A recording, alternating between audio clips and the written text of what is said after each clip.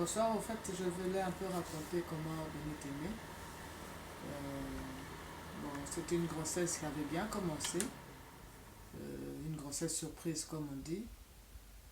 Et bon, ça s'est bien passé tout le temps. Et bon, le dernier mois, quand j'ai atteint le huitième mois pour atteindre le neuvième mois, le médecin m'avait envoyé un courrier pour signaler que je devais être hospitalisée pour provoquer l'accouchement. Parce que j'avais la tension interne qui montait à une vitesse pas normale. Bon, je suis arrivée le jour où je devais aller pour qu'on me provoque l'accouchement. Je commençais à avoir des contractions. Et je suis arrivée à l'hôpital, le médecin était là, il m'a vu comment j'étais. Il m'a posé la question de savoir si j'avais des contractions. Je dis oui, il dit ah, mais c'est bien comme ça, on va pas vous bourrer de médicaments pour provoquer l'accouchement. Et bien, on était resté là, mais à un certain moment, le battement de cœur de l'enfant était irrégulier.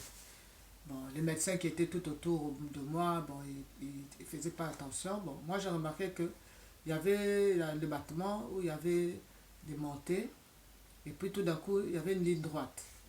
Euh, je me suis un peu rappelé des films d'urgence, et puis je dis, bon, et puis ça reprenait, et je me dis, bon, peut-être c'est pas grave. Mais mon gynécologue avait remarqué qu'il y avait cette anomalie, et pour motiver l'enfant à se réveiller, il a même dû euh, prendre mon ventre et les secouer de gauche à droite. Et quand j'avais demandé, il dit non, c'est parce qu'il y a des enfants qui dorment et si elle dort, on va la réveiller. Alors on est resté là, donc j'étais à l'hôpital à partir de 20 heures que cette histoire avait commencé d'anomalie de respiration. Et mon médecin, le gynécologue, devait partir parce qu'il n'était pas de garde. Il m'a confié à ses collègues. Et puis on est resté, et c'était tout le temps ça. Bon, juste comme je disais, il ne faut pas dormir, il faut veiller sur, regarder sur le monitoring. Alors, vers minuit 45, on me dit, bon, on me demande de donner le numéro de téléphone d'une personne que je connais. Bon, à l'époque, on n'avait pas tous les moyens, on n'avait même pas un GSM, on n'avait pas de téléphone à la maison. J'ai dû appeler à un ami de mon beau-frère, mais qui disait qu'il ne connaissait pas, donc j'ai dû appeler une femme, mais bon, personne au téléphone, et j'ai seulement remis mon sort entre les mains de Dieu. Et je disais seulement, Seigneur, moi et Bénite, on rentre à la maison. Parce qu'en fait, quand j'étais tombée enceinte, j'avais une vision que son frère tenait une fille à la main.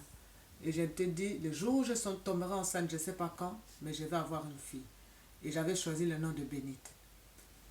Alors, Bénite n'était pas encore née, mais Bénite était présente dans la maison.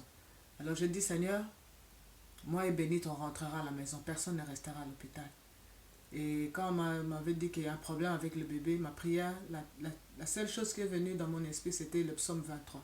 Et j'ai récité ce psaume, je ne sais pas, plus de 20 fois ou 30 fois, je ne sais même pas.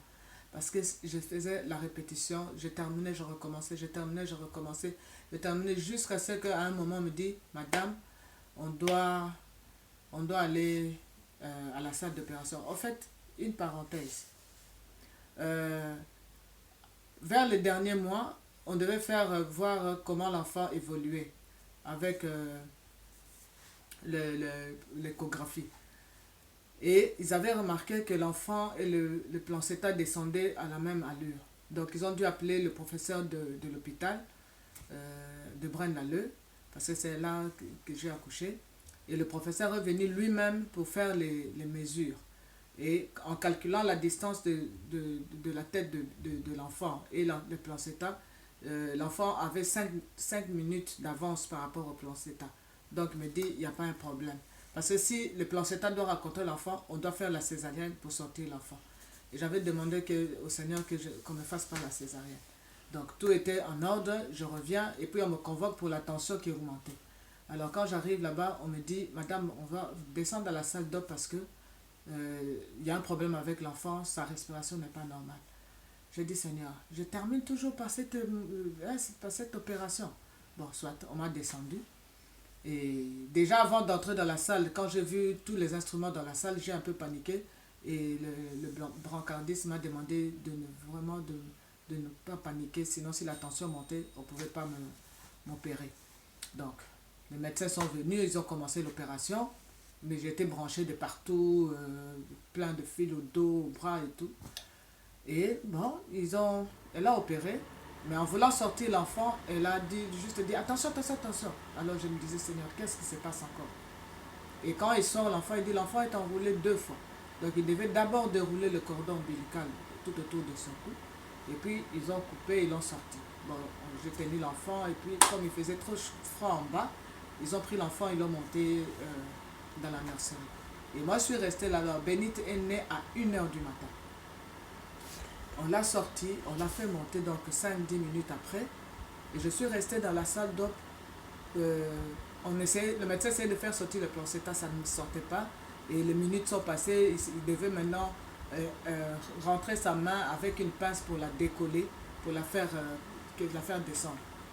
Et bon, du fait que les heures étaient passées, le médecin paniquait un peu, et puis il a fait tomber sa pince, et puis il a ramené une autre pince, et puis il a fait sortir. Donc quand le placenta est sorti, c'est là maintenant où j'ai commencé à avoir, je passais du froid au chaud, et j'étais agitée, je montais, et à un moment le médecin dit on doit fermer parce que c'est trop longtemps resté ouvert. On devait me stabiliser, donc il y avait les infirmières et les bracandistes qui étaient là, qui m'ont tenu de pied jusqu'à la tête, ils m'ont vraiment carrément mobilisé pour que le médecin puisse avoir la possibilité de soutirer l'ouverture. Et donc j'étais un peu là, de 1 heure qu'elle était née, moi je suis remontée à la chambre, il était 1 h 50. Et donc un peu évasif comme ça, donc voilà. Et puis j'ai demandé qu'on me ramène l'enfant quand j'étais dans la chambre.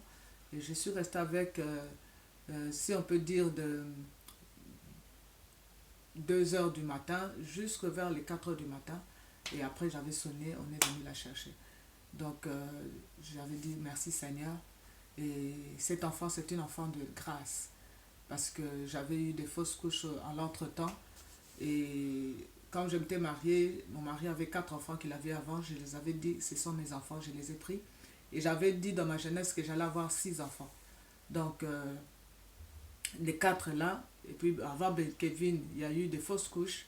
Et après la naissance de Kevin, j'ai fait une fausse couche. Et normalement, le nombre 6 était déjà arrêté, quoi.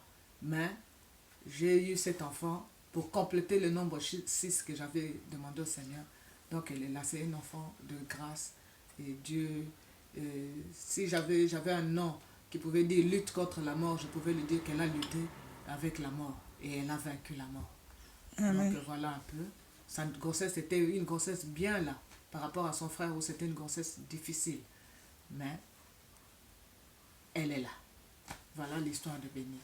Voilà, voici mon témoignage raconté par la personne qui m'a mis au monde. Donc voilà, voilà mon témoignage. Que Dieu vous bénisse. Dieu vous bénisse.